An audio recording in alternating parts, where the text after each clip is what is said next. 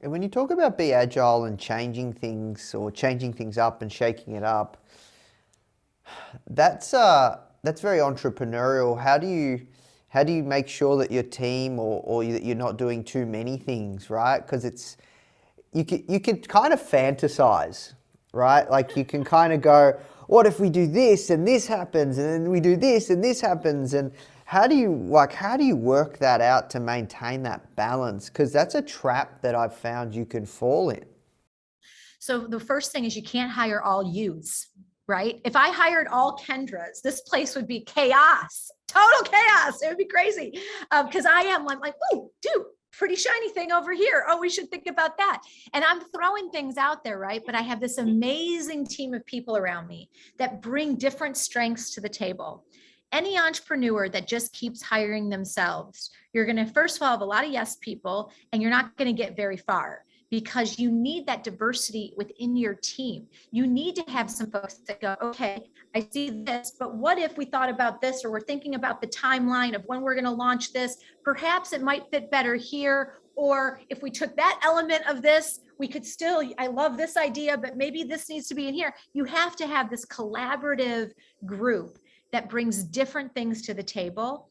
And you have to be able to not always be right.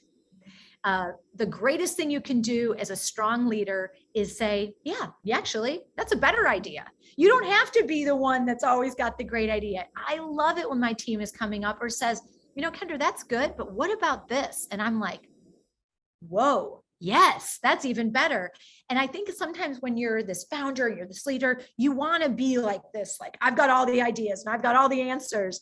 And the greatest thing a great leader can do is say, I don't have all the answers, and I know my weaknesses more than I know my strengths. And I'm going to bring a team around me that is absolutely amazing on the things that I'm not good at. And that is how you can start to take, and that you don't want to have an empty, you want to have a full plate of ideas, but they're always there, right? And you're going to start to have a great team that starts to pick the best ones, cherry pick the best ones. And then again, you may change. We had launches we were going to do in 2020. We waited. It wasn't the time to do it. We had prepared to do them, but we all looked around the table and said, this isn't the time. This isn't the time. We've got to focus on other things right now. And let's wait on that. And let's put that aside for a minute. And that was the right decision to make. Even though we were all super pumped and excited about it, we knew it was the right thing to do. And when you look back at your career, what do you hope your legacy will be? I think for me, it's what I said a little bit earlier is, I'm a fashion designer who was told that I couldn't do it by everybody. I don't have any formal training. I'm a college dropout.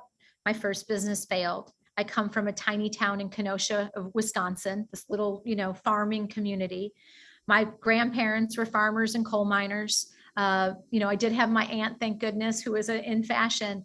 But I think for me, I want people to know that it doesn't matter where you come from. And it doesn't matter what you're told you should do or how your path should look. That when you are passionate about something and you are just absolutely know in your heart of hearts, this is what I was meant to do. And you also have a purpose that is greater than just money.